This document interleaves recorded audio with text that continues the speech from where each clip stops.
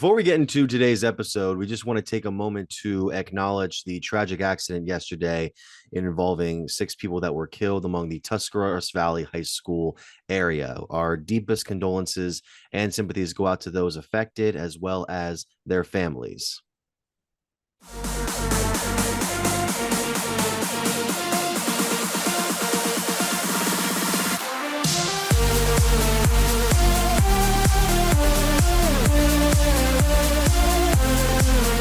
And welcome on into another episode of the Big Time Sports Podcast Show. It's Mitch Spinella and Mitchell Balla here to give you the latest of what's going on in the sporting world. Mitch, happy Victory Wednesday, you fake, you phony. I saw the tweets during the first half of that game Sunday, and you had to come full around once the Browns did as well. Hey, man, I just did what I needed to do to fire up Deshaun Watson because we know that he's on his phone a lot. We know a lot of Browns players are. They probably saw my tweets at halftime, and then guess who played a perfect second half? Deshaun Watson. You're welcome, Cleveland. I saved us, the Browns, probably with the most improbable victory that I can remember. I mean, you can't sit here and tell me you didn't think right away. Oh, here we go again. Oh, this is over. Well, we'll definitely get into it later on in the show. But if you want to follow Mitch for more inspiring tweets, or me as well for just random nonsense, you can follow us at Mitch Spinell and at Mitchell Balla, as well as at Big Time Sports Ohio, pretty much everywhere else, at BTS Ohio on Twitter. You can also find us on our website, BigTimeSportsOhio.com, and all the podcasting platforms. We're on Apple and Spotify and here on YouTube. So we have the first topic of discussion today, Mitch. I mean, we continue on this road in the OHSAA playoffs, and we do have an announcement for Big Time Sports. This coming Friday night over in Zanesville, you will see BTS at the Garaway Pirates regional final matchup against West Jefferson in the Division 6 playoffs. This is a big matchup for the Pirates. Coach Jason Wallach's squad finally trying to break through and get to the state round. They're taking on a West Jefferson team that has played some very good competition here over the last couple of weeks. So we will see the Pirates taking on West Jeff later on this week. That is our only game so far on the slate for Big Time Sports' broadcasting schedule. Go to BigTimeSportsOhio.com to find all of our information on that and your local listings. So, I mean, Mitch, you want to talk about some of the matchups here this week, going back to last Friday where we had a number of teams surviving in these playoffs, some of them winning pretty big. The games that we were at were interesting to say the least. I don't know if necessarily they were the closest games because the one I was at kind of broke through in the second half, and even though they got to a big lead in the first. We also wanted to talk about the game that we'll get to back here in a second, but this game between Canton South and this match and West Branch was one I was not expecting the way it finished, because the Wildcats and the Warriors had both averaged over 40 points per game. Both teams kind of struggled on defense this year, but it kind of goes with the territory of great offense. Canton South put up the points, and otherwise, from a couple of plays from West Branch, a couple big plays, the Wildcats finally breaking through and making it to the regional finals with under this current reign. I mean, this is you could feel the big victory on Friday night, Mitch. If you were over there at Louisville, the Wildcats faithful knew they had finally done something special. They've definitely done something special, but Mitch, you and I were texting Friday night. Obviously, you and I had our respective games, and you were sending me score updates. And the more you kept sending, the more I was getting surprised, because we expected this game to be very close. We expected, maybe not you and I specifically, but there was a number of people who actually expected West Branch to be the team to beat in that game. I mean, coming into it with how the offense had moved the ball. But sometimes, and I mentioned this last week, the best opponent, or not always the championship game. Like, you have one game somewhere in a run, sometimes it gives you a scare. And it's very possible Canton South had that already when they took on Buchtel a couple weeks ago. They scraped by 27-26. I mean, everything back and forth against a very talented team. And they came out and they made West Branch look like a team that shouldn't have been in this round. And that's credit to Canton South, because they played an exceptional game. Poochie Snyder, Mitch, what can you say about him? I mean, this season he's thrown for 3,307 yards. He's rushed for 1,514. and he has had a hand in 54 touchdowns this season. He has now also broken 2 Stark County career records, and he has at least one more game to go. And if Poochie Snyder knows he doesn't want this to be his last game, he's trying to win 3 more games, and Canton South's trying to cap a perfect season. It won't going to ever be easy, this deep in the playoffs, but Mitch, it's hard to think right now that with how Canton South is playing and just how you got to watch them when you were calling that game with Dave Sheets on Big Time Sports last week. Do they not almost, I don't want to put the title on them, but have it clicking? I know, but they have it clicking at the right time. And it almost just looks like, hey, doesn't matter. We're going to get this done one way or another. I don't want to say team of destiny, but that's almost where you're kind of getting at here with how they're playing and how they're winning ball games right now. Well, the top seeded Wildcats are definitely going to have a test on them because it's a 6-seeded Struthers team. Now, Struthers didn't put up the points that Canton South did in their regional semifinal matchup against Mentor Lake Catholic, but they used a trick play, a double reversal in the final seconds of their matchup to score the game-winning touchdown and pull out a 28-25 victory over in Burton. Now both teams are traveling to Talmadge to play in this regional final game, and we'll see how the Wildcats defense can hold up here, because there were a number of points in the West Branch matchup where the rushing defense for Canton South was excellent. They were able to stifle Boston Malinix behind the line. They didn't let Bo Alazos make any crazy plays until later on in the second quarter, because we talked about the Warriors. There was just a handful of big touchdowns that the Warriors are able to break through on, one before halftime, as Alazos found Jeremiah Thomas for a 61-yarder. Then in the second half, it was a 37-yarder to Joey Jackson. And then there was an 18-yarder to Malinix that didn't look like a completed pass at first. And it took the referees a few seconds to make that call that cut the lead down to 12 in the final quarter. So you're wondering if West Branch could get on a run here, make a couple of stops. Could they get this victory? And then Rome Cox broke through for a 29-yard touchdown run. That kid didn't have a bunch of big runs on Friday night until that, but he had a number of runs up the middle that kept moving the Canton South defense. That's a 6-foot, 225-pound dude, so he can move. He can move a defensive line. So, give South a lot of credit on that. We talked about Snyder breaking the all-time Stark County career passing touchdown record, taking another record from Cameron Blair of Sandy Valley. So Snyder putting his name in the books again. And Tavon Casa having a big game. Canton South really has the tangibles to make a run here. If they get to the state tournament, they're as much of a contender as anybody else. What I'm interested in seeing is what the matchup would be once they get to the Final Four, because you talked about this before we started filming today, and I still need to get myself informed on it. They finally released the matchups for each potential regional winner. They did. And so on the OHSAA.org website yesterday, the OHSA released the football state semifinal bracket pairings. Up until this point, it was all a guess. Nobody really knew. And so now we have them released for every single division. So because we're talking about Canton South, Mitch, let's start there. Canton South is in Division 4, Region 13. They play, like we just mentioned, Struthers this week. The winner of Region 13 will take on the winner of Region 14 at a site to be determined on Friday, November 24th. That will either be Sandusky Perkins or Cleveland Glenville. That game is taking place this week at Elyria Mercy Field at Eli Stadium. So Region 13 versus Region 14 in Division 4 state semifinals, and then 15 versus 16, which is Steubenville and Thornville Sheridan. That is being played at New Philly this week.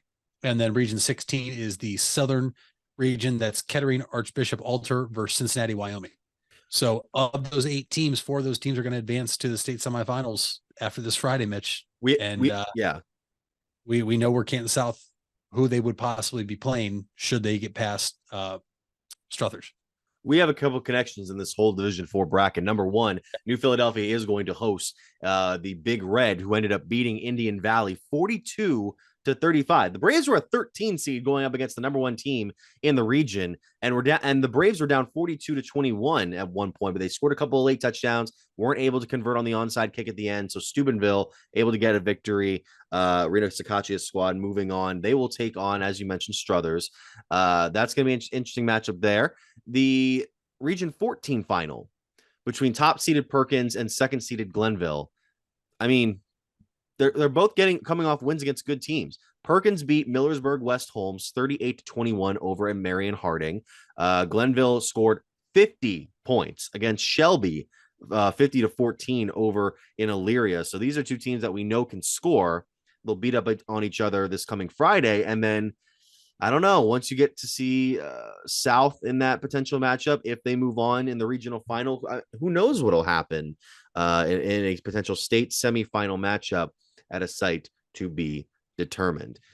We had the other game down over in Dover, which is very rare. Again, we get these Stark teams coming into Tuscarawas, going over to the Brick House, and Green, the Bulldogs, standing strong on defense, making a couple of big plays, and the Bulldogs are back in the regional finals, making a 10-0 win over Canal Winchester. I mean, this was a team that didn't put a lot of points on the board. There was just one touchdown on the opening drive. They got a field goal in the third quarter, but they didn't let this Winchester team, who had kind of struggled on offense here in the tournament a little bit, they didn't let them get in the end zone. They didn't let them get a point. And this is what I think is going to catch a lot of people's attention going into the regional final matchup, which is a Stark County-based game. Not federally game, but Stark County-based game between the Bulldogs and the top-seeded Massillon Washington Tigers, because that was the game you were at. The Tigers, they won. They won big. They won. They did. But emphasis on that, there was a bit of a scare from what I heard from you. They won, Mitch, but they were sleepwalking to start the game. There is no ifs, ands, or buts about it. And if you are a Massillon fan and you're offended by that, then tell me I'm wrong, because I'm not. 6-0 at the end of the first quarter, Lake leading. Not to mention, Mitch, the very first play of the game should have been a walk-in touchdown for Massillon. The wide receiver dropped it wide open. It was like I was watching the Cleveland Browns of 2021 with Joe Woods defense, where guys were wide open in the secondary with no one 20 yards around them. And it was a drop. And it was almost like at that moment, I don't want to say Lake said or thought they dodged a bullet, but it was almost like at that moment, Lake kind of was like, oh, hey, let's go. Let's do something here. Now junior, quarterback Noah Kaboski splits time with Cale Jarvis, the other quarterback for Lake, comes off, runs onto the field. Mitch, I've been lucky to cover Lake. I believe this is my fourth or fifth game this year, and probably at least double-digit game in the last two seasons. I really enjoy covering this team and head coach Dana George. He's a phenomenal coach to be able to speak to before the game. Anytime, though, the quarterbacks are switching, usually it's for one or the other type of play, a run or a pass. And this year, it's been Cale Jarvis running, and anytime Noah Kaboski came in, it was to pass the ball. Well, Massillon didn't get that memo. Another reason why they were probably sleepwalking in the first quarter, because not only did Noah Kaboski come in, he threw an absolute dime down the field, 40-ish plus yards, to a wide open receiver who scampered into the end zone. Just like that, it was 6-0 Lake. And not only was it 6-0 Lake, but you could almost feel the Massillon fans almost just like, whoa. Like you hear those roars in the crowd and then it just goes hush. It was kind of like that. They were just like, wait, what just happened? This Lake offense isn't good, right? You know, just like everyone said, it's the Lake defense, but we just let them score. But then they got right back in it. They blocked the extra point. Next thing you know, it's 6-0 after one, though. And Lake is hanging around. They get it to 3rd and goal, and they try to get a stop, and Massillon just gets in inside the 1 to score. But Mitch, it all turned with about 8 seconds to go in the first half. And this quarterback that Massillon has, I don't know if you've heard of him, DeJuan Owens, special player, did a special play. And I'm watching this live. I'm on the Massillon sideline, near side end zone, which is the one going towards Hoover High School, towards the baseball field. I'm not sure which east, southwest, doesn't matter. And he rolls out, 8 seconds left in that clock, and they're probably within 5 yards of field goal range. So I'm thinking, oh, he's going to run it quick and try to pick up first down. Well, he doesn't. He stops, and you're thinking, oh my gosh, what's he doing? And he launches a ball to the end zone that I thought had a 0% chance of being caught. If you watch Monday Night Football against the Bills and the Broncos, there was the play that Russell Wilson had to, was it Marvin Mims, or I might be. Oh, no. That was Cortland Sutton. Yeah. Cortland Sutton. Sorry. It was like a 3.34% catch probability, which actually is now the lowest catch probability a player has had in the NFL since Next Gen Stats came in. Mitch, I want to have, and I'm not joking, I want to say this is probably has to be lower than that, because it was an over-the-shoulder catch in the back of the end zone that, now it's high school, you only have to get 1 foot down, that the receiver got a toe down inbounds to make the catch, and with 1 second remaining, just like that, it was 14-6. Lake goes in the locker room, comes out, they go 3 and out, and at that point, Massillon had all the momentum, and Massillon could not be stopped, and that's how you get 35-6. But as much as you want to put emphasis on how the game started, and you have to give, you can't just say Massillon sleptwalk, because Lake took advantage of it, right? And I don't want to take anything away from Lake, because they played very tough. It's a tough team to play. They're the number 1 team in Division II, Mitch. They beat St. Ed's, who's the number 1 team in Division I. It's not like this is just some, team that's just hot at the right time. No, they've been number 1 in the state all year. Lake played them tough. It was a much better game than what you and I witnessed last year. At the same time, I think what you and I witnessed last year was also due to the conditions of that field that we were on, right, where it was practically a sheet of ice. But now you move forward to this Friday, and I don't want to preview it too much, because we need to preview it again on game day. But are you ready? Because I'm fired up for this one, because this is now the second time in 3 seasons that Massillon and Green are going to meet in the regional final. Green is the only team in recent memory, at least the past 6 years, I believe it could be closer to 9, from Stark County to beat the Massillon Tigers. And it was in the regional championship game, I believe, all the way back at Mansfield, if I'm not mistaken. I believe that's where the game was played.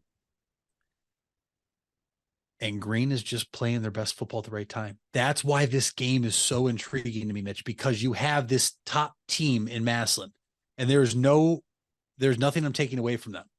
I think Coach Moore would tell you they were sleepwalking in the first quarter of that game against Lake. I think most of those players would tell you that. And that's why it's like, if anybody tells you they weren't, they obviously weren't watching the game. You have this top team, and you have this other team that's getting hot at the right time. They're playing their best style of football. They won 10-0. That's a gritty win against a team that you and I talked about, Canal Winchester, that runs the ball so well. They couldn't run it. And they're coming back together now for the second time in 3 years. And head coach Nate Moore is going to have his Tigers ready. Head coach Mark Geis is going to have his Bulldogs ready. It's going to be a black and orange fest at North Canton Memorial Stadium on Friday night. Both Hoover being black, and that's the field they're playing at, Massillon and Green both being orange and black. I mean, it's going to be a sold out crowd. It's going to be a tremendous atmosphere. My only wish is that they could play somewhere that's bigger, because I do think you'd have more fans that could come. But at the same time, these schools have to be willing to host teams. And so kudos to Hoover for hosting these teams in the last 2 rounds. That's very big of them. But I'm excited. I really am. There's going to be playmakers all over the field. There's going to be plays, and these coaches are going to have the best game plan possible for their team to advance to go to the Final Four. And I'm excited. As you should be. We'll definitely get into those matchups later on in the week as we get closer and closer to Friday night. Hey, Stark County, it's your friends from the local Board of Mental Health and Addiction Recovery, and we have a challenge for you. We're asking you to create a new habit and check in on someone every day. Nothing fancy, just a simple text, phone call, or note on social media to ask someone how they're doing. You don't have to be a professional. You just have to ask and then listen. Are you someone who could use a check-in? Text 4HOPE to 741-741 anytime, day or night, or dial 988. Brought to you by Stark County Mental Health and Addiction Recovery. Wendy's without the Wendy's app is like Nugs without the sauce. Or a Frosty without the fries. Or a hamburger without the fresh beef. No! Level up. Get the app to order ahead, order delivery, earn free food, and get app-exclusive offers. One app, all the Wendy's. Offer for a limited time at participating Wendy's. Terms apply. App registration required. Fresh beef available in contiguous U.S., Alaska, and Canada. You deserve the best. And at Ferris Chevrolet, Buick, Cadillac, Toyota, that's what you get. We consider you, the customer, to be part of our family. Anybody can make promises, but when you visit Ferris, you get the Ferris deal from a Ferris wheel. So if you're looking for a car, truck, or van, think Ferris. Think Ferris. Where you matter. You matter. Everyone plays a part. We all have a role. Each of us can make a difference. You do matter, and the best way to have a positive impact is to pay it forward. With each of us helping one another to cope, feel better, and know that we belong. Pass on the positivity today. Tell someone else they matter too. Alt Care. Alt Care, Alt Care. Where you matter. You invest a lot in your home and vehicle purchases. Van Nostrand Young and Associates want you to feel secure should anything happen to those investments. We partnered with providers like Grange Insurance and other industry leaders to be sure you're presented with the most complete coverage to fit your needs. Because we're not only here to protect the items you invest in, we're here to protect your future as well. Call Van Nostrand Young Insurance in North Canton at 330-497-1867. Happy Sardiversary with Sarda rider Anthony. We're celebrating 25 years with our valued riders. And I absolutely enjoy riding the buses. I get to know a few of the drivers, very respectful, very professional. Just an all-around about good experience. It helps people get to where they're going. Disabled, veterans, or people going to work. Thanks to all our riders as we celebrate Sarda 25 at Sarda. All right, let's go to the other side here.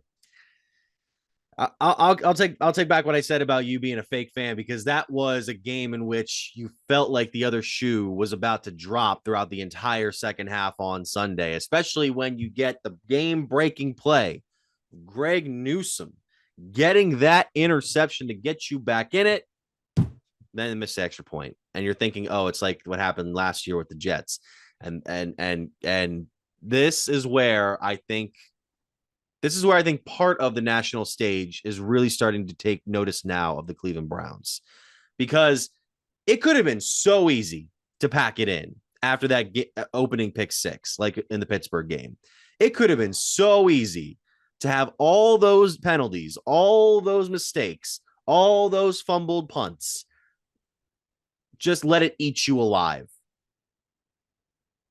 This Browns team didn't let that happen. This Browns team made stops. This Browns team got down the field when they needed to. This Browns team walked out of Baltimore with a 2-point victory in a game which I don't even know if many Browns fans were expecting them to be able to compete with this Baltimore team that some were considering the best in the NFL, and some will still consider them among the best. But now we're not only just fighting for a playoff spot, we're coming for the whole effing thing. And it feels good. It feels good to get this feeling of we're finally putting it together. The way that game started felt like same old Browns, right? 14-0, then you're down 15 at one point. And you're just looking around. You're like, who's going to step up, right? There's other times, bitch, in games like that where it's just like, all right, you know what? Let's give the ball to 24. Let's see if he can get us going. You don't have that luxury this year. But dare I say, you do have a number 4 that you can lean on? Deshaun Watson played a horrible first half. He did. Deshaun Watson played his best half of football as a Cleveland Brown, though, in the second half. And it's not even debatable. He has one of the top 3 highest passer ratings for qualifying quarterbacks in the fourth quarter this year. He trails, I believe, in yards only CJ Stroud, which, I mean, my gosh, that guy is balling right now. We'll talk about him later. There's something about this team that I think people are starting to feel, both national and us, right? Typical Browns fan, always fanning scared, always worried, always thinking the worst. It is different. Now I'm over here. I'm still nervous about this Sunday, right? I'm still nervous about the Steelers because for some reason it's never easy against this team. But damn it, Mitch, I am ready to prove they're the luckiest team in the NFL one way or another.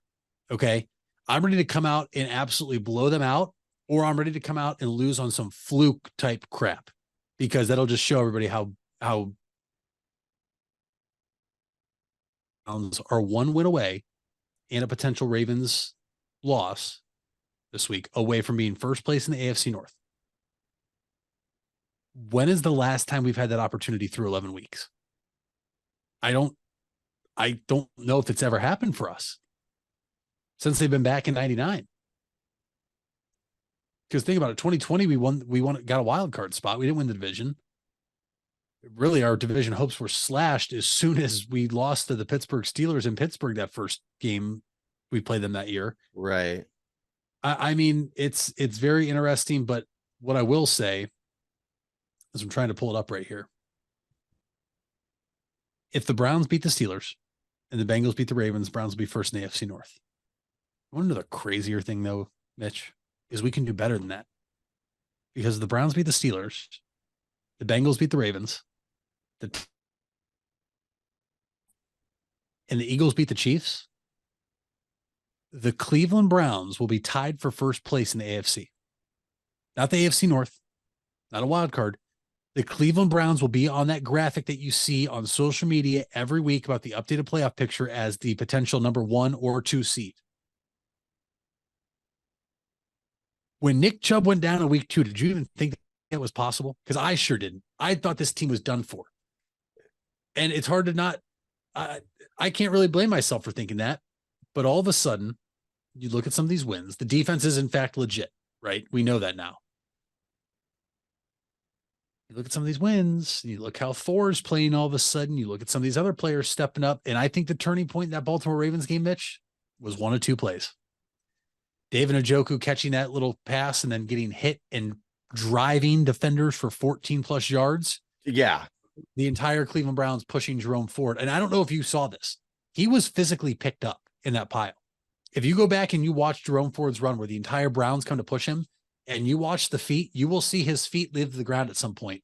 And you just see these little 2 feet hanging in the pile as the pile continues to move. That's Jerome Ford. One of those 2 plays, I think, really showed like, hey, we're going to out physical you. We're going to hit you hard. And then we're going to keep coming and hitting you. And you're not going to stop us. And the other thing is when Dustin Hopkins missed that extra point, the attitude every player had on that sideline. We have never seen that before. Maybe with Phil Dawson, but here's the kicker, Mitch. No pun intended. Our defense sucked when we had Phil Dawson. Okay. No, we didn't have playmakers that could say, hey, Phil, don't worry. We're going to get you another one. This team does. And they told Dustin Hopkins, don't worry about it, buddy. We're going to get you back. You're going to win the game for us. And he delivered. This team's come together all of a sudden. And I'm a Browns fan. I still don't like to get too excited or too optimistic. So I'm still holding myself in, but this is the week that I've been most nervous about all year. And I think it's going to really tell us, did we lose to the Steelers the first time because of the Nick Chubb injury, which I think is what really happened, how deflating that was, or did we lose because the Steelers might just be good? They're not good. That's why I'm not nervous about this game. This is going to be a great matchup for 2 teams that are fighting for second place, potentially first place in the division. And because we know, we figure, I should say, that the Steelers are kind of winning these games based on sheer determination and game-breaking defensive moments, we can hang with this offense. They're not going to put up 40-some points against us, most likely. They're not going to, trench walk us with their defense, holding us to 100-some yards like we did against the Cardinals. This is a winnable game. And even if you don't win, hey, you're still 7-4? That's still really good. This is a good Browns team right now. This is a competitive Browns team that once you get past this game, you're passed through most of your divisional matchups. The only matchup you have the rest of the year against in division is Cincinnati in January. Breaking news. What we got? Let's hear it. We might want to walk back what we just said about this game on Sunday. Really? Oh, okay. I think I know what you're about to say, but let's hear it. Yeah, this is legit. From Adam Schefter, the Cleveland Browns, and I just got the notification Deshaun Watson will undergo season-ending surgery. Whoa! What would we do with what did huh? Did okay. Now it is Wednesday. There is such a thing as Monday morning quarterbacking a situation. And knowing what we know now, I mean, look, things change. Things can change on a dime. Things can change on a whim. Things have changed now in this matchup going into Pittsburgh. And from what it seems, the rest of the year, that was not what I was expecting, because there were some reports that saying, well, could Deshaun maybe even miss this game, because there were reports of him being in the walking boot after the game. There was some reports of him being in pain. And wow, that is surprising. Goes to show you a lot of the stuff in-house we probably don't know about just as fans or pundits of the sport. And I'm stunned. I'm not I'm disappointed, but I'm not like downtrodden, like, oh, the season's over. It's going to get harder, but that's the way it is. I don't even know what to say at this point. I mean, like, I thought this was some sick joke at first, and then I just kept seeing it. I mean, wow. This is, you know what this is? This is the first time we've ever been kind of struck with silence here on the Big Time Sports Podcast show. We've never had like a lot of breaking news while we do this, as a supernova is about to come in through my window, but it really is just sort of something to be like, yeah, your starting quarterback and your starting running back are out this week. It's going to be a tough one, but on the bright side, at least the level of talent, I'm not saying level of production, not saying level of them as people, the level of talent will be closer now to the level that we believe Kenny Pickett is at. It'll go from here to here. So we'll have the two matchups here. We know that PJ Walker is he's not better than Kenny Pickett, but he can compete with him. Behind. He can compete with him. He can compete with this Browns team. We've seen him make a couple of starts this year and be capable to lead 2 go-ahead drives downfield. Yeah. Steelers get a bit of a break, and that's no slight to them, but it kind of is. This is the luckiest team in the NFL. We're just going to say that. I'll just say it. Yeah. Enjoy your 10-7 team, Steelers. Enjoy your first round blowout and your 21st pick in the first round. Enjoy that. Now I know I'm coping. I'm coping a little bit. I'm so upset right now. What are you gonna do? All right. Yeah, we can continue talking about this. We can go into other things. I mean, it really is just kind of surprising to see this kind of develop in real time. I mean, yeah. I got to notify some people that, I mean, I know they're talking about it right now, but yeah, they already got onto it. So yeah. Hey, we'll see what happens. I'm going to be busy Sunday from the hours from 1 to 4. Oh boy. We gotta work the game next week. And then, I mean, we'll look at these matchups that they have coming up here for the rest of the season. This week's game is going to get significantly harder now. I'm wondering if they actually changed the line in real time as we were talking about this. I want to see what the odds are. I mean, as we're recording this, Mitch, I'm sure you as well, our phones are blowing up with people. Mm-hmm. And the first claim is we have to go sign somebody. Who do you want to sign? You can't. I mean, maybe, I don't know. It's go sign Nick Foles. I don't. Trade for Jacoby from Washington. You can't trade deadlines. No, you can't trade. That's right. Yeah, I don't know. It's hard news, man. This is the hardest team has lost its quarterback since A-Rod and the Jets in week 1. I mean, the Browns are at 3.5 points now. That's going to change, at least according to the line I'm seeing. Yeah. Week 10, we appeared in Big Cat's Super Bowl contenders. We did. Graphic. So first time, I believe. Savor that. Probably won't happen again. We're cursed. This franchise is cursed. I hate it here. I'm done. And then at Denver, they're getting better. Russell Wilson's actually having a good season. They just beat the Bills. I mean, that Bills loss felt like what a Browns loss would feel like in the past. I mean, that was absurd. At Rams versus Jacksonville. Josh Dobbs. Jacksonville. Boy. That we're looking back on that now. And Josh Dobbs is becoming one of the most liked players in the league because of the way he's been kind of swapped around so much. Yeah. Looking back, I still would make that trade because of where we thought DTR could be. I understand he was going up against garbage men in the preseason, but I would have rather had a guy that you can develop over a couple of years rather than the journeyman, even though the journeyman's getting his first legitimate shot in a system that I think can benefit him. And give him credit, he had to adjust that system pretty quickly on Sunday for the Vikings. So I don't know. Chicago, all right. Houston, they're better. Houston's a legit team now. Houston got people's attention on Sunday when they beat Cincinnati, which helped us a lot. New York Jets, who knows if Rodgers will be back for that one. And then Cincinnati. Yeah, we're probably going. I think we get maybe 3 wins out of this. Because it's so your offense is just so depleted now that it's gonna be really hard to put up maybe 20 points per game. That's where we are. Your best offense at this point is going to be your defense. Yeah. Denzel, I hope you get healthy. Greg, hope you have another couple pick 6 in you. Miles, I would love a couple more strip sacks. Za'Darius and Dalvin Tomlinson. Yes, please. Taki, I know you had a pick 6 in 2020. I'd love to have that again and then be able to play the song Taki the next day on repeat. Yeah, no, this sucks.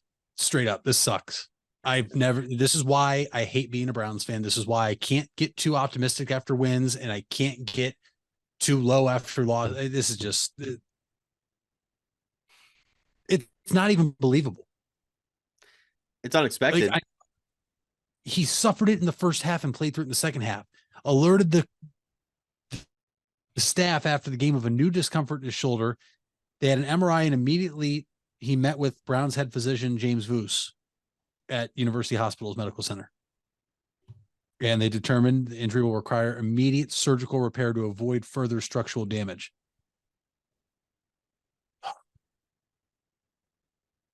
Yes, I'm going to say it. All right. I miss Baker. Don't do that. Don't do that. Stop it. At least Baker's wasn't his throwing shoulder. Okay, but it affected him even worse than what Deshaun was looking like in those couple. Well, actually, no, because this Indianapolis game. No, don't say that. I mean, I'm looking through these numbers as we speak here. I'm not going to go back to this. You're going to look at a guy who's got 2,100 passing yards right now, 14 touchdowns, 5 interceptions. I know Deshaun's still not didn't have the greatest numbers either, but 64% completion percentage, sacked 16 times, which, you're guaranteed that at least once or twice a game on the average. I don't need it. I don't miss it. As much as I hope for him to do well with other teams, I don't miss it. And we kind of have to regroup next year and see if this is going to be the team. Did you say next year? Well, because we'll try to regroup some of the guys, because this year it seems like it's a wash now. I mean, it looked like this team could still at least compete for a spot in the AFC playoffs. And I think they could maybe sneak in, but it's not going to be like a competitive spot if we get it. It'd be like what we were talking about with the Steelers. You get a 7 seed, you get blown out in the first round, and then you pick low in the first round of the draft, which we can't because we don't have a pick. Because we traded it for Deshaun Watson. Yeah. Yeah, so that's our live reaction, folks. You just saw two men kind of get a little deflated on a sports podcast. Deflated. This is worse than me having a 10-leg parlay and the last leg missing by a point. Because odds are I only put $1 on that parlay. I'll take your word for it. I don't know any of the jargon that you're speaking right now, but yesterday you could have bet the Browns at plus money to miss the playoffs, and I should have taken it because you didn't know. You didn't know we were riding high off that victory, man. Oh, riding high, but I was getting too optimistic, which I can never do as a Browns fan. This is why I can never be optimistic with this team. Yep, that's where we are. I know this is going long, but I got to tweet. I'll do it after the show. But really, we got to move on. We got to move on from this because this is getting us down. Vive Auto Sales, located on West High Avenue in New Philadelphia and Cleveland Avenue in Canton, is a used car dealership committed to getting financing for everyone. We give every customer that walks in our showrooms a prime buying experience, no matter their credit score or financial situation. Current inventory can be viewed at www.wefinancenow.com. Check out our Facebook pages for the most up-to-date information about upcoming events and promotions happening at Vive Auto Sales. Are you trying to increase your speed, quickness, vertical leap, and agility? If so, NST Sports Performance is for you. NST trains athletes ages 5 through pro. NST designs each program specific to the athlete's needs, goals, and sports. For more, visit nstsports.com.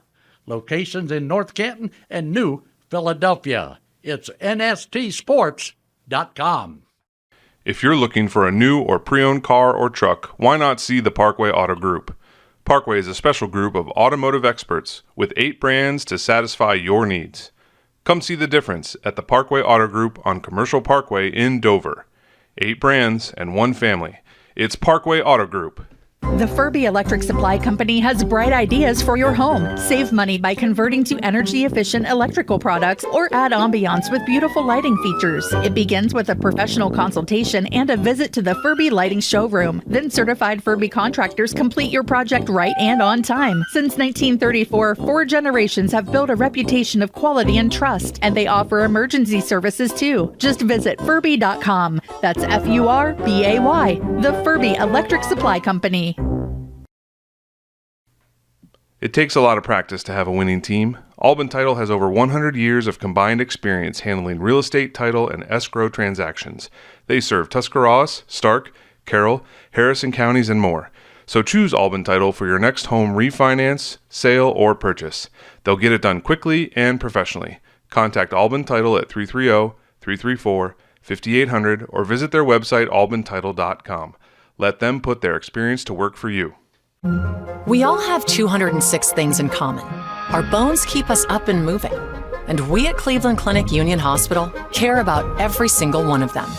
From the tip of your finger to a brand new hip, our orthopedic experts will keep you going while keeping you safe.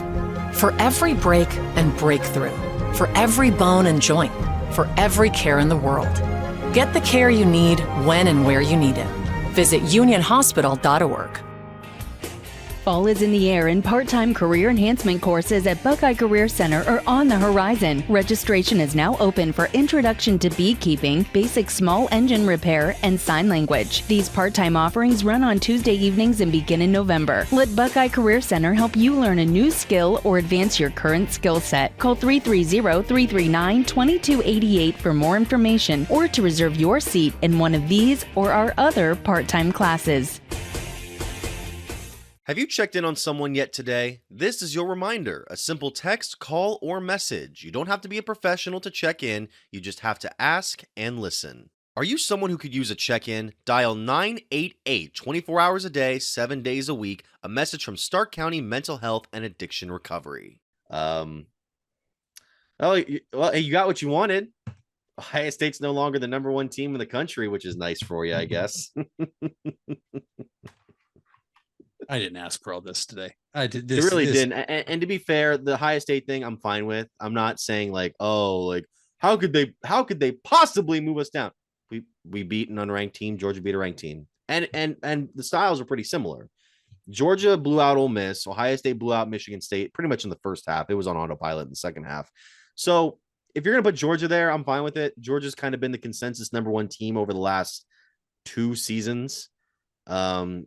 Sure, they're playing against better overall conference talent, but Ohio State's still up there. Ohio State's still got a capable offense and a really good defense that makes me feel good about this week against Minnesota and makes me feel better about what's going on in Michigan, which again, we'll talk about what happened there because the whole thing, I mean, everyone said it to death now. Oh, Jim Harbaugh is still alive.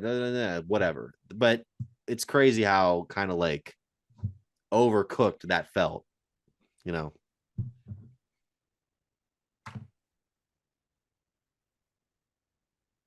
At this point, to hell with Michigan. I hope they get the permanent ban. At this point, I'm happy Ohio State is no longer number one.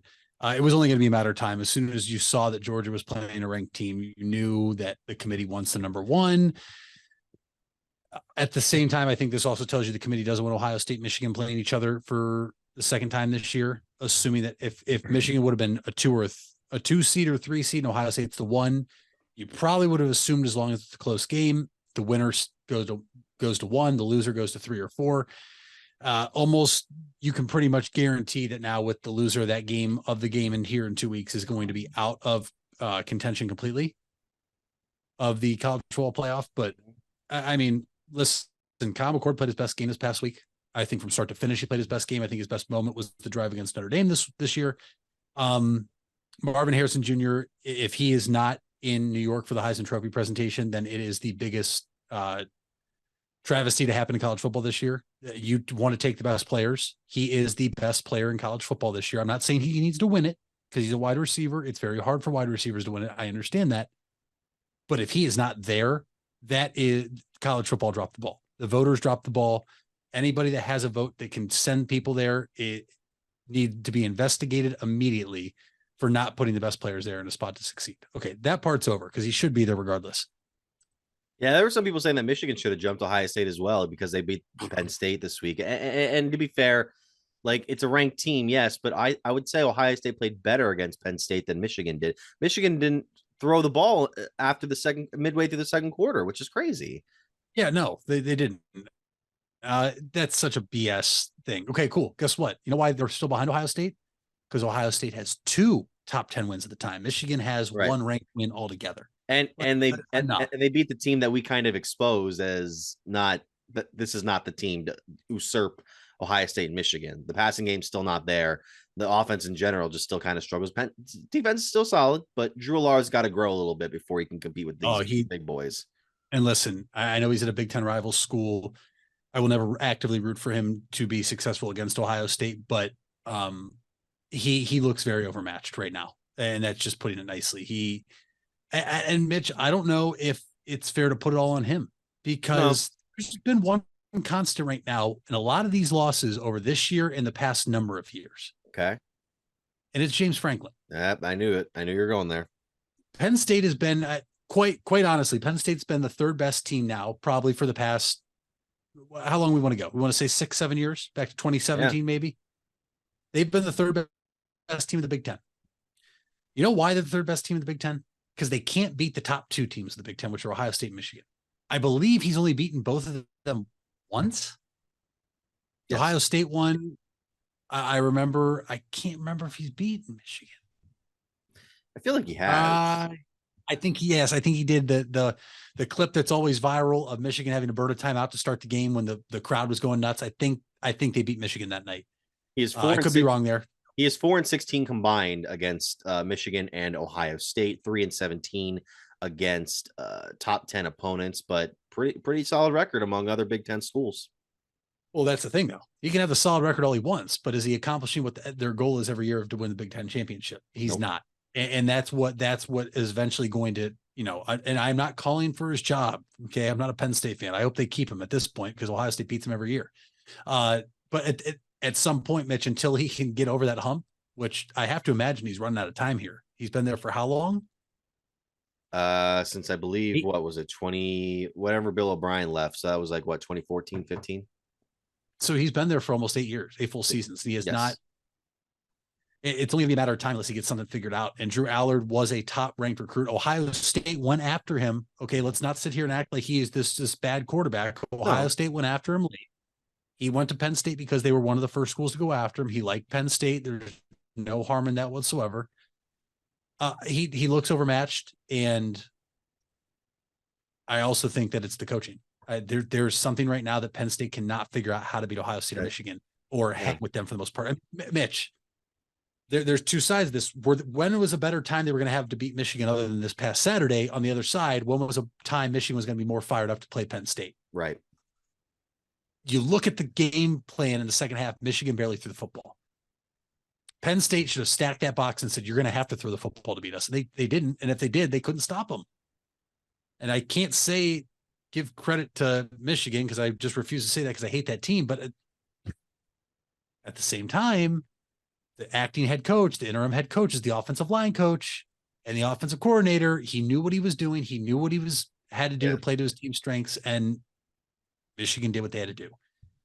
This is trap week along all of college football, though. Let's remember that. I'm not sitting here telling you Ohio State's going to lose. I'm not sitting here. Not for Ohio State. Michigan is going to lose.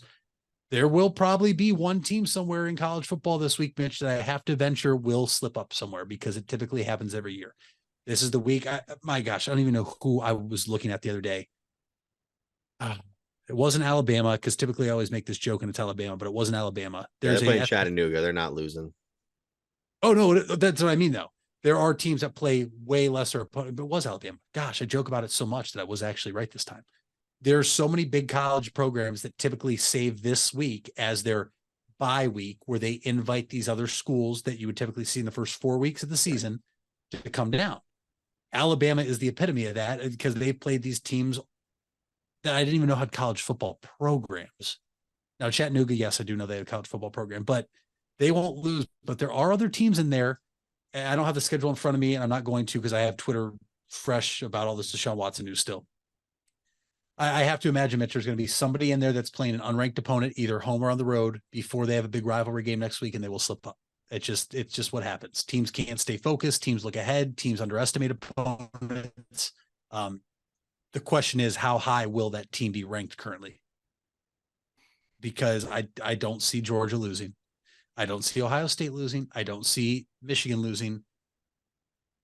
I don't see Florida State losing. I do want to say I believe that was one of the teams that also has a weak opponent this week. I'm going to pull up the schedule here. Yeah, Oregon versus Arizona State, Texas at Iowa State.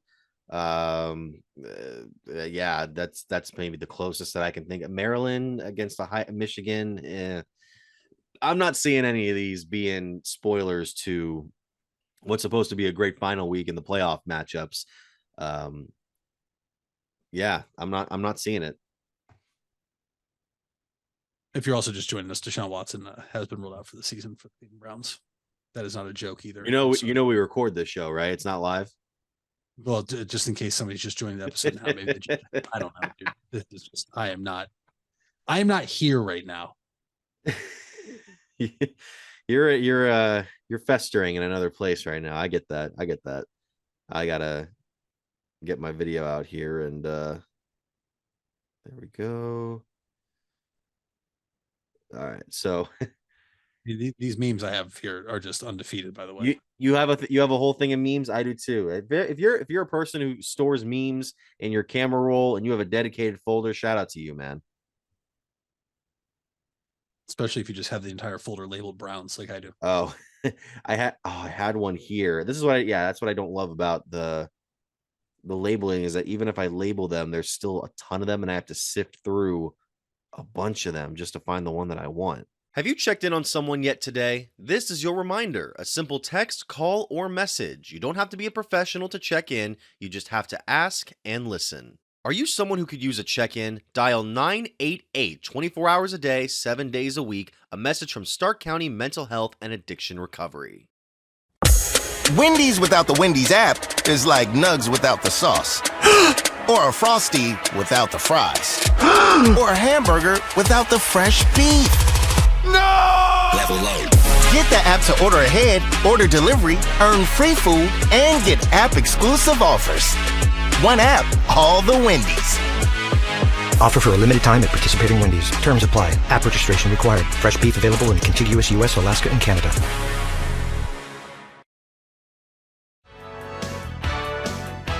You deserve the best. And at Ferris Chevrolet, Buick, Cadillac, Toyota, that's what you get. We consider you, the customer, to be part of our family. Anybody can make promises, but when you visit Ferris, you get the Ferris deal from a Ferris wheel.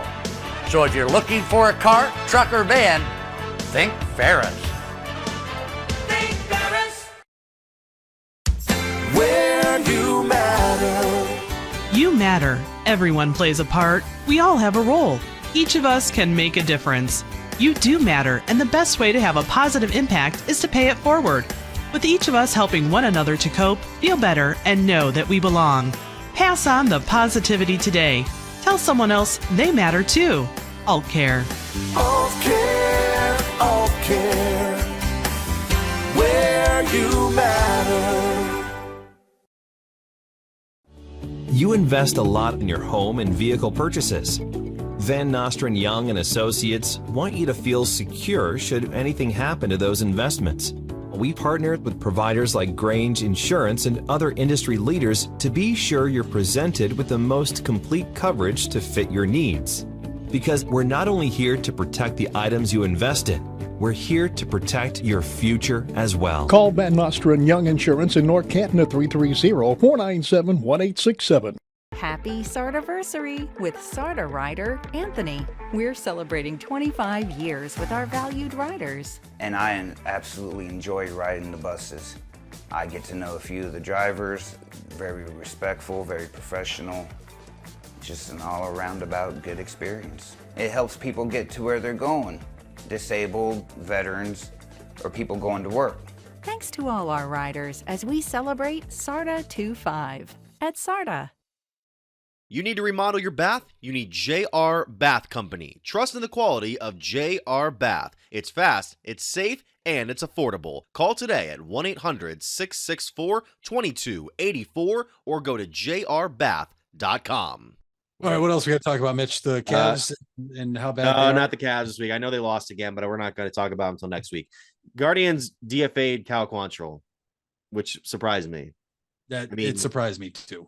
That felt like that, because that's a guy who had his struggles this year, but he was a mainstay in the rotation over the last couple of years. And they're bringing up two guys into the 40-man roster, which, you know, this is part of the move to bring those guys up there, Daniel Espino and Cade Smith. I'm wondering if they have a trade in the works and they just want to move them up now. But then again, I'm not understanding why you would just DFA him if you have a trade. Maybe you don't have a trade. Maybe there's just no takers. Well, the other thing too is you have to remember we are at the point of the offseason where teams that have players that have been with them from the draft are Rule 5 draft eligible unless they're added to the 40-man roster. Now, I personally know this because I have obviously two teammates from high school that are currently within Major League Baseball teams and organizations. One made the bigs this year in Kyle Nicholas with the Pirates. And Mitch, not really your fun fact of the day, but was going to just say it as my fun fact of the day. Dylan Dingler has been added to the 40-man roster for the Detroit Tigers. If he was not added to the 40-man roster, he would have been Rule 5 eligible, meaning the Rule 5 draft in the offseason. Any team can select him. And so with that being said, he is now on the 40-man roster of the Tigers. Whether he breaks camp with the team next year, makes the opening day roster or AAA, does not matter. He will be on the 40-man roster. And I think that's kind of what you maybe have here with Daniel Espino and Wilmer Flores? No, I'm sorry. That's the other one Detroit added. Sorry. But Espino's one for Cleveland. Let's remember, he missed all of last year with an injury. He is one of our top prospects. He is one of the players that reportedly was asked about from the Washington Nationals 2 seasons ago when they were looking to shop Juan Soto. Reports were that Antonetti and Chernoff said, nope, hung up the phone. That was that. We know that he is pretty much our most prized possession right now in terms of minor leaguers. So I really think that has more to do with why we DFA'd Cal. I don't necessarily agree with DFAing Cal. I also don't really think Cal was ever going to be what some people thought. I think Cal Quantrill at his best is a 4 or 5 in a rotation. I think he's very streaky. I think we saw the best of what he possibly could be in 2022. Last year, injury riddled season, kind of got his legs back under him in September, but I hate it because we got nothing for him. And I think he's a serviceable arm, especially after you're coming off Mitch. Look how many injuries we had this year. Look how many question marks you have, right? We know Mackenzie Sticks can be a potential ace. We know Bieber. We don't know what's going on with him yet. Tanner Bybee got second year Rookie of the Year voting, which needs to be completely reworked. And then you have Logan Allen and Gavin Williams. So if all those guys are healthy, you don't need Cal Quantrill. The question is if all those guys are healthy. I think we have to wait and see. I know we talked about the Stephen Vogt hiring a couple weeks ago. You know, what is my take? And I said we have to give it time because the front office has to make some moves. So they've just made a move. Let's see if this is a move that pans out. And let's see now, Mitch, with Daniel Espino being added to the 40-man roster, if the Guardians have good intel on him about where he's at in his rehab process, because if he's at where they want him to be, I think that could also be a chain reaction to them then trading Shane Bieber. If Daniel Espino now, who is on the 40-man roster, is healthy, is clear, and looks good throughout the offseason, his throwing program, could that potentially be what they use to move Shane Bieber? I think it's possible. I'm not sitting here telling you they're going to trade Shane Bieber because I still don't know what they're going to do yet. But I do think in the grand scheme of things, I think this is a move they made because they have other moves they're ready to make. What those moves are, we're going to have to wait and see. He also was owed, I believe, a little over $6 million. So for a team that we know that doesn't like to spend a lot of money, $6 million now opened up that you can potentially use to get a free agent. There's one name out there that I'm going to throw out there, and I want to kind of keep on him as we continue the offseason, Mitch. Jock Peterson from the San Francisco Giants. I do think that is a viable target for the Guardians. I don't necessarily think we're going to have to break the bank for him. He does fit a spot in this lineup. He would go right into right field. I hate to say this, but I am unfortunately over the Oscar Gonzalez experiment. As much as I love him. I mean, my gosh, he gave us 2 phenomenal moments of our lifetimes in one postseason as a rookie. I'm over the Will Brennan experience in right field. Okay. I would not rule out him being in center because I do think he's better offensively than Miles Straw, but Miles Straw is better defensively. So I could see Jock Peterson as a potential signing for the Guardians. I like that option much more than JD Martinez. JD Martinez is a bigger name. He's played for mostly big markets only. And he still has a lot of pop in that bat, which makes me think he's unrealistic, but that's going to be the name I kind of stay on. I think Josh Bell was the name I was on last year. That didn't work out, but Jock Peterson is the name I'm staying on. So maybe this move is to make moves down the road. Could be. And it's unfortunate because I do think they're going to trade Bieber sometime, maybe even this offseason, if not in the middle of next season, which is why I would have liked to have a guy like Quantrill, who's a season removed from having a solid ERA, a guy who could put up quality starts for you. But yeah, this is a little surprising, and we'll see what the rest of the moves are this offseason for a Guardians team that has some questions to answer with a new management, new potential looking team this year. I don't know what's going to happen, but we shall see. We shall see. And that's all the time we're going to have for this episode of the Big Time Sports Podcast Show. Thank you for listening and or watching. We mentioned all the stuff at the top of the show. Mitch, what's the fact of the day? The Cleveland Browns are cursed. Time will tell on that. And all the people that are saying on here being like, yeah, Browns didn't go get a backup quarterback at the deadline. You wanted a backup quarterback because you thought Watson was going to suck long enough for them to bring in Jacoby Brissett or Josh Dobbs. You didn't want him in risk of injury. You didn't want him in risk of injury. You're saying we need to go sign Colin Kaepernick. I need to log off Twitter for the day. I'm done. Please. Hey, Tom Brady's still available. I literally just said to somebody we need to go get Tom Brady. I'm not even the biggest Tom Brady. Let's we'll see what happens here. Thank you so much for listening and or watching the Big Time Sports Podcast Show.